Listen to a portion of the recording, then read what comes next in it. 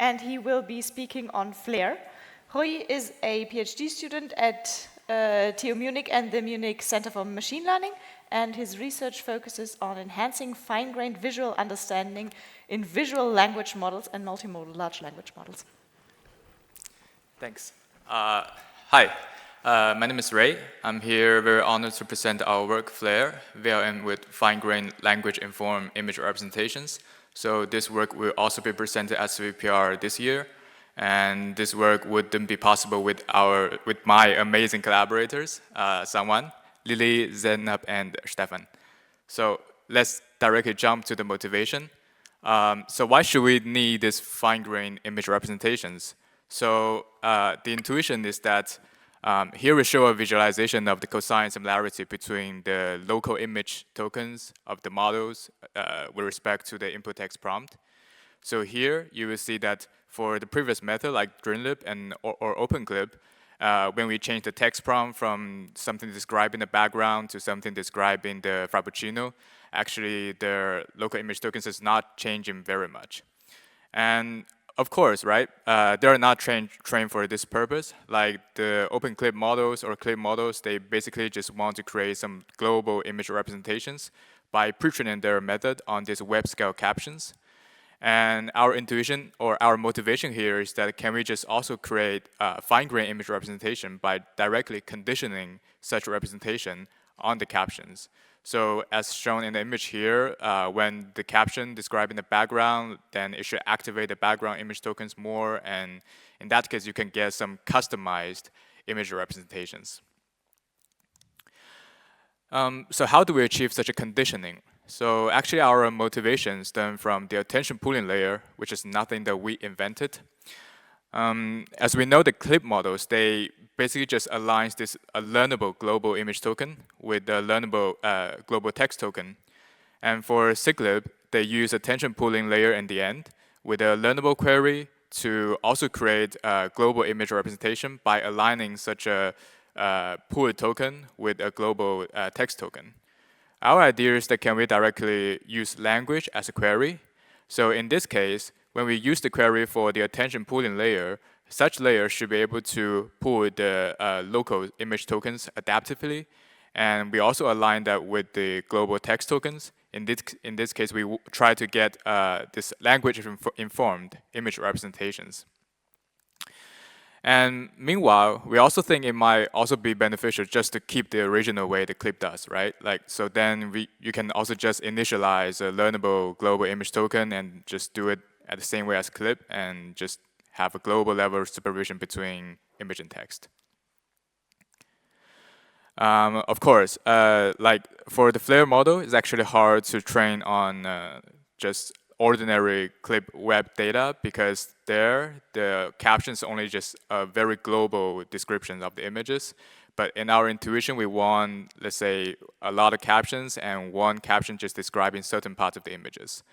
And we didn't make the data by ourselves. We take the data generated by DreamLib, which is a previous work, and where they recaption these 3 data sets using multimodal large language models. And as shown in the image here, for the eagle, you can generate one long paragraph of the synthetic captions. And so, and then we propose to sample diverse captions out of these synthetic captions. So, which means that for each image, we sample, let's say, K sub-captions. But for each sub-captions, it can be a randomized combination of n different sentences, which means that now each caption, they can have varying length. In our paper, we mainly sample 8 sub-captions per image, and for each sub-caption, it combines up to 3 sentences. We validate this choice via our ablation studies. So having this diverse caption sampling strategies, here you can see that like you can basically just sample captions out of these different images. Our intuition is that we try to enrich the semantics encoded in the captions, so later we can better utilize such semantics to guide the visual features. So having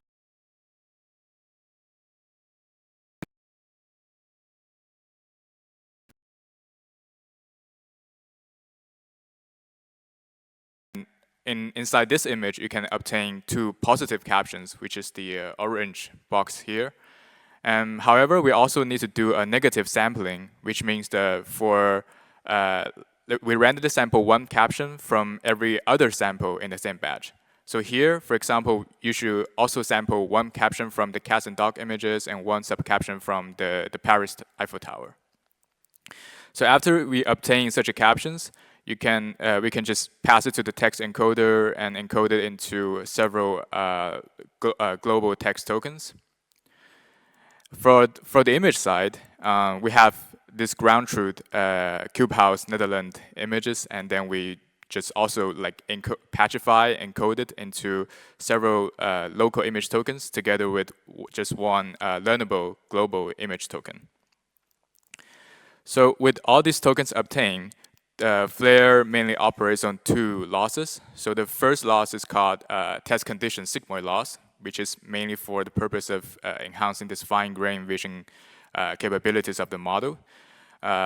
In terms of exactly how we do it, we use these global text tokens as queries and local image tokens as keys and values. So in this case, the global text token should be able to pull the local image tokens and to form the final test conditioned image token. And we apply a sigmoid-based contrastive loss between this test conditioned image token and the global text tokens. The intuition behind this loss function is that when we are using a ground truth caption to condition on the image to generate this test conditioned image token, the model should learn how to pull the local parts of the image adaptively. However, when we are using a non-ground truth captions to condition the very same image, because it's regarded as a negative pair, in this case, the model should try to compress such a signals, and it shouldn't try to basically utilize the information from the text anymore. And to also maintain this global level image understanding capabilities, we further introduce a multi-positive sigmoid loss. As we said, it's actually just a sigmoid-based loss between this global image token and global text tokens in a multi-positive manner because we have multiple positive caption per image. We evaluate our model. We train our models from scratch, and we basically done a bunch of experiments, try to see the power of such a fine-grained representations. First, we do zero-shot image-to-text retrieval. Actually, we have 3 levels of retrieval. On the left is this zero-shot standard retrieval, and on the right is this fine-grained image-text retrieval, where we are trying to retrieve one image with a fine-grained caption, which only describe partial of the images. And here we see that in terms of zero-shot standard and fine-grained retrieval, FLAIR can outperform these clip-like models, which is trained on billion-scale web data, while FLAIR is only trained on 30 million images. And in terms of zero-shot long image text retrieval, where the model is supposed to retrieve one image together with one whole paragraph of captions, here we see that FLAIR not only outperformed these clip-like models trained on billion-scale data, but also outperformed this previous method, who is dedicatedly trained to improve this task. To further validate this fine-grained understanding capabilities of the features, we also conduct zero-shot semantic segmentations. And here we see that like the FLAIR model just outperformed these models trained on both billion scale and also the very same synthetic data. This is let's say a further verification that it's the architecture is also working instead of the data itself. In terms of more global level understanding task, like this zero-shot image classification task, the performance is divergent a little bit, which means that when we compare FLAIR with previous works trained on the same synthetic data, FLAIR is still having an edge, but there's still a gap between these clip-like models trained on billion-scale data. This shows that, for example, when you require this model to learn some more conceptual level understanding of images, or you're just doing global level classification, the number of images together with real captions, there still matters, basically. We visualize the attention map of the attention pooling layer of FLAIR with respect to different text prompt. Here, this is an example of a fireplace. And here you can see that inside the text, the main semantics is marked as red. This is marked by ourselves, not by the model. And we also underline the confounding phrases inside the text, which means that they are not the main semantics of the text, but they can somehow they might fool the model. And inside the images, the region of higher attention scores, they are marked as red. So basically, we show that in FLAIR, the attention weights can concentrate on the main semantics in the text and at the same time ignoring the confounding phrases. This is pretty amazing if you look at this dot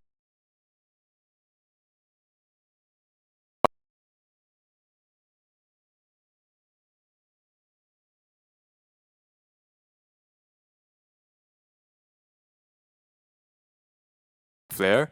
Here, we order the retrieved captions from a top-to-down manner based on their similarity scores.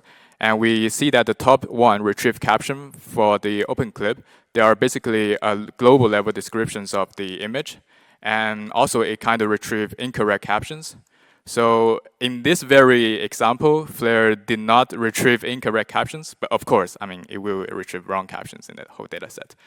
And if you look at the top three retrieved, they kind of reflects this partial semantics from the images. Like the first is about the cannon, second about the rope. And so this reveals that FLAIR's embeddings focus more on this fine-grained level image understanding tasks. So to summarize, represent FLAIR is architecture-wise just a clip-like model featuring a test condition attention pooling layer. And by training on 30-minute images with these diverse captions, FLAIR can generate these fine-grained language-informed image representations. We showcase the power of such representation is that it can outperform clip-like models trained on billion-scale data in terms of 3 levels of retrieval and segmentations. We also want to acknowledge the Scott Center for Supercomputing provide us with a chance to train our models on Jewels cluster. Otherwise, this is not possible. And we also have to say, in terms of future research, this is not the end, but the start of my personal goal is to unlock the scalable and customizable visual representations that can widely benefit a lot of downstream tasks. So our coastal models are available, and we're happy to have a chat here or at CVPR. Thanks. Yeah.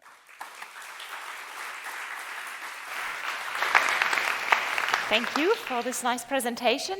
Are there questions? Yes. Yeah.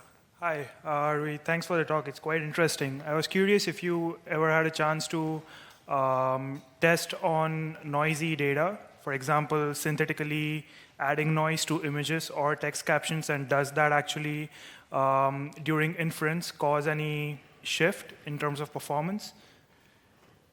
Yeah, I think that's a very good question. In our paper, actually, we just followed the previous protocol. So that means that we did not add any noise to the data. But I would assume that, for example, when you add noises to the image in this case, this can indeed be a very interesting directions, right? Because, I mean, we're creating language-informed image representations, and it would be very interesting to see how like, this representation would be affected by noise. I guess. Like, especially because it is more fine-grained in terms of text, right? Like the representations, it could be a lot more influenced or like susceptible to a significant drop in performance compared to like the more general global context models, I guess. I would even assume that like if we do this perturbation in terms of training, this can make the visual representation more powerful. Yes. Okay. Yeah. Yeah. Thank you. Welcome. Further questions? Yes. So yeah, thanks for the great talk. So you were, by using these generated captions and also by structuring the generated captions in an automated way, were you somehow like distilling the knowledge of the models that you use to generate the training data? Yeah. I mean, that's a very good question. So actually, this is also a common problem about, let's say, when you're using this generative AI, right? Because like, whenever you use synthetic data, you can always consider this as using something distilled from the model that's generates such a data. But here, our intuition is that, like, how can you utilize such a data to create better representations? So that's why we're also comparing with, let's say, just the clip models, just trained on this data, the very same data for very same configurations. And we showcase that, like, now you can actually better utilize such a data to unlock better representations compared with just using clip. So better in terms of this fine-grained level task. So yeah, that's the intuition behind it, basically. Cool, thanks. Yes, welcome. Okay. If we have no further questions, then we thank the speaker again.